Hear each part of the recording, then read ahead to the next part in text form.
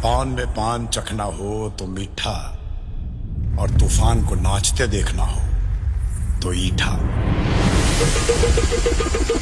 Maddock films और कठपुतली creations के द्वारा मेड मूवी ईथा काफ़ी ज़्यादा शानदार मूवी होने वाली है।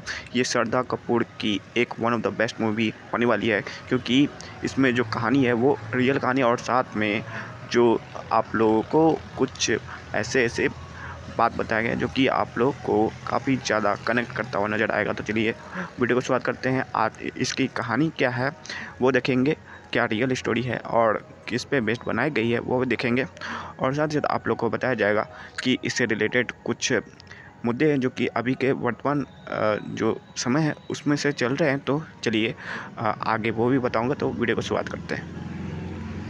ईथा महाराष्ट्र की प्रसिद्ध तमाशा और लावनी कलाकार विठाबाई भाऊ नारायण गावकर के जीवन पर आधारित बायोग्राफिकल फिल्म है। फिल्म में श्रद्धा कपूर विठाबाई का किरदार निभा रही है, जबकि निर्देशन लक्ष्मण उत्तरेकर ने किया है। कहानी 1940-50 के दशक के महाराष्ट्र से शुरू होती है। विठाबाई एक कलाकार परिवार से जन्म लेती हैं और बचपन में ही तमाशा, लावनी, गौलन और लोक नाटक के माहौल में पली बढ़ी। परिवार आर्थिक संकट से गुजरता है, इसलिए वह कम उम्र में ही मंच पर प्रस्तुति देना शुरू कर देती है। शुरुआत में समाज तमाशा कलाकारों को सम्मान की नज़र से नहीं देखता, लेकिन विठाबाई अपनी प्रतिभा, मेहनत और आत्मविश्वास से धीरे धीरे दर्शकों के बीच लोकप्रिय हो जाती है। वह केवल नृत्यांगना नहीं रहती, बल्कि अपने परिवार की कला परंपरा को आगे बढ़ाने वाली मुख्य कलाकार बन जाती है। सबसे भावुक प्रसंग फिल्म में विठाबाई का जीवन का प्रसिद्ध प्रसंग भी दिखाया गया है, जब वह गर्भावस्था के अंतिम समय तक मंच में प्रदर्शन करती रहती हैं। कार्यक्रम के दौरान उन्हें प्रसव पीड़ा होती है और वह मंच के पीछे बच्चे को जन्म देती है। इसके बाद ही वह वापस मंच पर आने की कोशिश करती है, लेकिन दर्शक और आयोजक उनकी हालत देखकर कार्यक्रम रोक देते हैं। यह घटना उनकी कला के प्रति असाधारण समर्पण को दिखाती है। संघर्ष और सफलता फिल्म में आगे दिखाती है कि विठाबाई को निजी जीवन और आर्थिक परेशानियों और सामाजिक भेदभाव से लगातार संघर्ष करना पड़ा है। इसके बावजूद वह महाराष्ट्र की लोक कला को नई पहचान देती है और तमाशा की दुनिया में तमाशा साम्राज्ञी के रूप में प्रसिद्ध होती है। उन्हें उनके योगदान के लिए राष्ट्रपति पुरस्कार भी मिला था। फिल्म जो है 28 अगस्त को रिलीज होने वाली है, और आप लोग ज़रूर जाके इस मूवी को देख सकते हैं। ईथा जो मूवी था उसका टॉपिक खत्म हुआ, अब आते हैं नए टॉपिक पर। भारत में एथेनॉल पेट्रोल ब्लेंडिंग का समाधान क्या हो सकता है? E20 को अचानक अनिवार्य करने के बजाय चरणबद्ध पारदर्शी और उपभोक्ता केंद्रित नीति में अपनाना चाहिए। E20 का उद्देश्य तेल आयात, प्रदूषण और विदेशी मुद्रा खर्च घटाना है, लेकिन पुराने वाहनों की माइलेज, इंजन संगतता, कीमत और खाद्य सुरक्षा की चिंताओं को भी साथ साथ संभालना होगा। मुख्य संकट क्या है? पुराने वाहनों की समस्या। 2023 से पहले बने कई पेट्रोल वाहन E20 के लिए पूरी तरह अनुकूलित नहीं हो सकते। इससे माइलेज और कुछ इंजन पार्ट्स पर असर की आशंका है। माइलेज में कमी। एथेनॉल की ऊर्जा पेट्रोल से कम होती है, इसलिए E20 कुछ वाहनों को E10 की तुलना में कम माइलेज मिल सकता है। खाद्य बनाम ईंधन। गन्ने, मक्का और चावल जैसी फसलों पर का अत्यधिक उपयोग खाद्य सुरक्षा और पानी की उपलब्धता पर दबाव डाल सकता है। क्षेत्रीय असमानता। देश के सभी हिस्सों में एथेनॉल उत्पादन और वितरण समान नहीं है। उपभोक्ता को जानकारी की कमी। पंप पर E10, E20 और सामान्य पेट्रोल की स्पष्ट जानकारी तथा उचित विकल्प हमेशा उपलब्ध नहीं होते।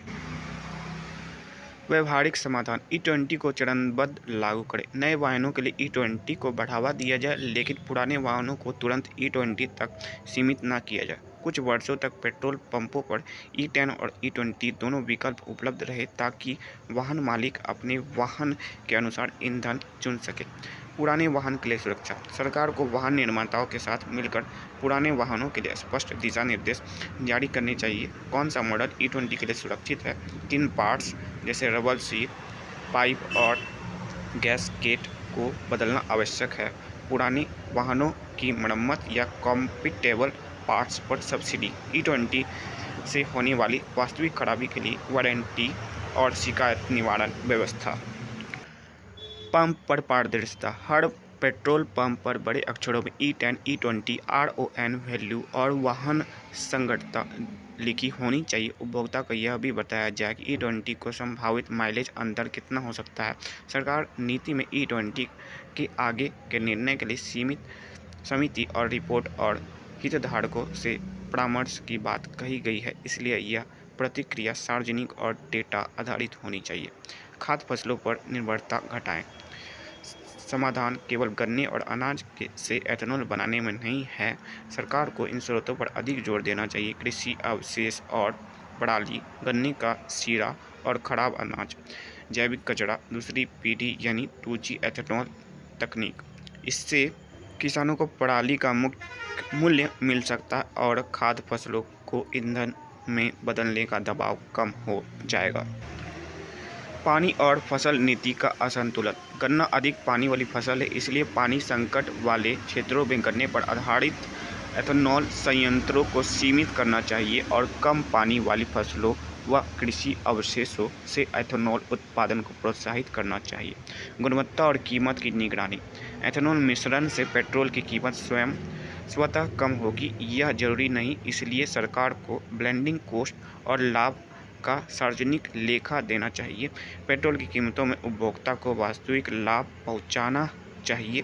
एथेनॉल की गुणवत्ता और मिश्रण प्रतिशत की स्वतंत्र जांच करानी चाहिए। मिलावट और गलत लेबलिंग पर कठोर कार्रवाई करनी चाहिए। बेहतर नीति मॉडल। उचित समाधान। लंबे संक्रमण काल तक E10 उपलब्ध रहना चाहिए। वाहन विशेष माइलेज परीक्षण, स्पष्ट लेबलिंग, 2G एथेनॉल और कृषि अवशेषों पर जोर देना चाहिए। जल आधारित क्षेत्रीय फसल नीति। पुराने वाहनों के लिए रेट्रोफिट सहायता, सार्वजनिक डेटा, स्वतंत्र परीक्षण और सामाजिक ऑडिट, ये सब होना चाहिए। निष्कर्ष। भारत को एथेनॉल ब्लेंडिंग बंद करने की नहीं बल्कि सही तरीके से लागू करने की आवश्यकता है। सबसे संतुलित रास्ता होगा नए वाहनों में E20, पुराने वाहनों के लिए कुछ समय तक E10 का विकल्प। कृषि अवशेष आधारित एथेनॉल, पानी और खाद्य सुरक्षा की निगरानी तथा उपभोक्ताओं को वास्तविक आर्थिक सुरक्षा। इससे ऊर्जा सुरक्षा को लाभ मिलेगा और वाहन मालिकों, किसानों तथा आम जनता पर अनावश्यक बोझ भी नहीं पड़ेगा। बात करें मेरे राय की तो जो E10 का विकल्प है वो सबसे ज़्यादा अच्छा विकल्प है और E20 जो वो नए वाहनों में ही ज़्यादातर यूज होना चाहिए। और बात रही समय देने की तो समय जो है अब से आप लोगों के लिए 10 मिनट का वीडियो लाया जाएगा और आप लोग जो भी जिस तरह का एंटरटेनमेंट वाला वीडियो चाहते होंगे या फिर जो भी टॉपिक के वीडियो चाहते होंगे कमेंट करें, उस तरह का वीडियो ही लाया जाएगा।